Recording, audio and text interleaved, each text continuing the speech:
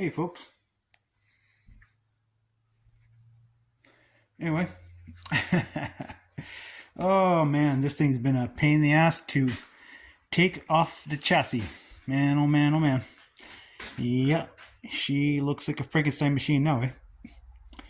But anyways, got to put on jack stands. It's all taken off there, and it was a real pain in the ass because it was still attached some places. And I forgot that sometimes convertibles have a little more structural uh, bracketry inside the frame and stuff like that, especially like a unibody car like this. So you have to do extra cutting. But yeah, it does look ugly. Yes, it does.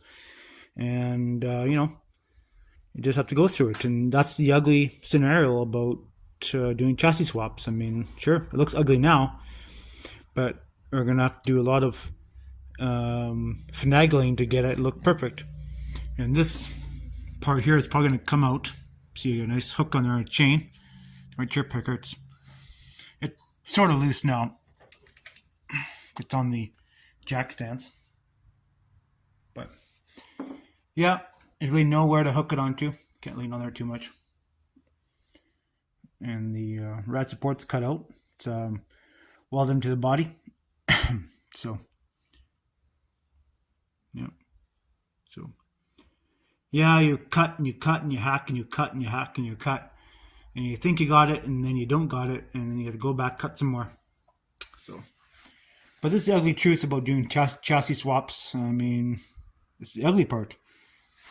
Now we'll have to get everything back on the truck on the Mazda chassis because I got a lot of flack about it. You guys are Fiat purists, man. You guys on the Facebook groups are razzing me left, right, and center.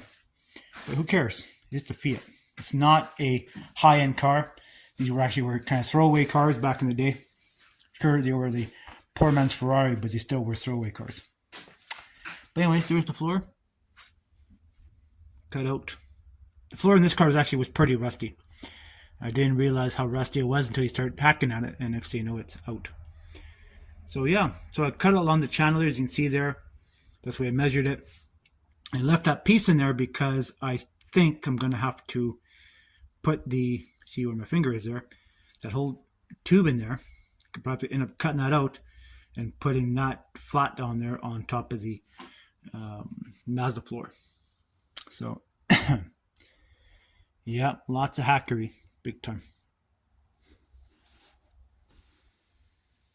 So, and actually, when I was taking it apart here, it got hung up on me, and I was like just a little piece of metal way over there. Way over a little piece of metal was hanging up on both sides. Like, shit, I gotta cut that out, and I did, and it came apart. Yeah. I thought the steering wheel was good, but it's actually pretty badly cracked, so I'll leave that with the car. Going to the scrapper. Console, I don't care about it. Sometimes consoles are a pain in the ass, but who knows? So, but yeah. I left the top up and the door is closed. It is a convertible, and you try to keep this stuff together. Yeah, I'll show that bit in a minute.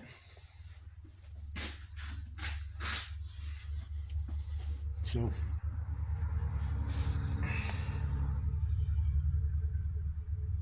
yeah.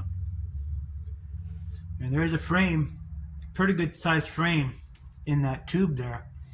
And I cut a little bit more here on that side and this side. And this is actually all cut out anyway.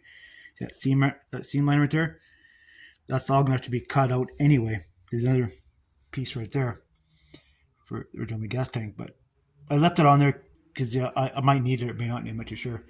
And the gas tank would go in here originally, but we don't know what we're gonna do about that yet. We haven't given that much thought. So, anyways, yeah. So I gotta bring in my mini excavator, and I'm gonna put it on here, on the back here. Actually, I might put the chain, the hole right there, and the hole right here on this side. Put the chain through here on both sides and lift it up. Here be a lot better than the back. A little bit better weight distribution. Put a chain here, hook up to the back to the excavator, lift it up, we need to get it fairly up there quite a bit. I don't know, probably get the body up to here, at least. Just a couple more feet or whatever for the chassis to roll out. So many people have asked me, well, was this a good project? Well, yes and no. It is what it is. I mean,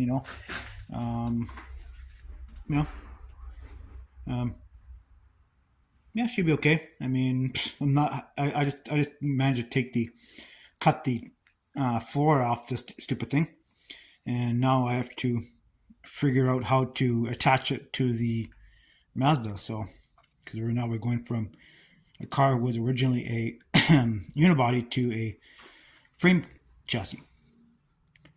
Yeah, and people ask me, oh, why are you going to a frame chassis? Well, because I am. Whoop-de-doo. So, besides, I like the higher stance. The other thing I tried doing before I did this project, I started pricing out parts and pieces to redo this whole car if I wanted to go that route. And after pricing out all the suspension parts, everything, even rebuild the motor, transmission, all that shit, because the transmission in this one shot. To redo all that, I might as well do the conversion because it's gonna be cheaper. And after it's all said and done, it's gonna be all Mazda underneath, and you have some body panels that are Fiat in the roof and such like that, but most of it's gonna be Mazda, which is fine. Anyways, guys, so I thought I'd show you guys what I've been doing. Yeah, she's ugly. Yeah. But so anyway, we have it ready to be taken off its chassis, and the chassis will go to the scrapper, load it on my truck sometime on the back on the trailer, load it on there and haul it away, and then we can work on this, getting it prepped up and such, and just actually taking quite a bit of stress here.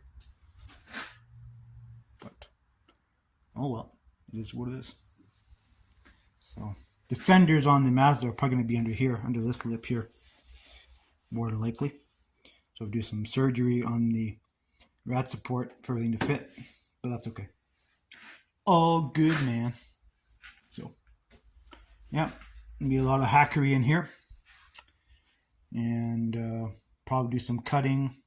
Probably have to end up taking out this cross member, probably more than likely. But we'll cross that path when we get closer to put the chassis on here. But I think we'll end up cutting. Probably end up cutting this part of it out. I think because I don't need rat support. Because I have a rat support on the Mazda. Right? So. Probably cutting this here, slicing it as close to the edge here we can, and save the front part with the mounting for the hood here. So we have lots and lots of things to do, things to think about, and it's gonna be a long process and long project. But you know how it goes. All right, guys, thanks for watching my video, and never be scared to take on any kind of project. Just do it. If all else fails, well then chop the front fenders and rear fenders off and make a dune buggy, or do something else, make a true rat rod or something out of it, whatever. But just never give up on projects. Just sometimes it's better to just sit back, think about it, look at some videos, some other guys doing some rat rod projects, get your inspiration, and get back at it. So, all right, guys. Thanks for watching. Remember, don't crush them, save them, and rat rod them. Bye for now.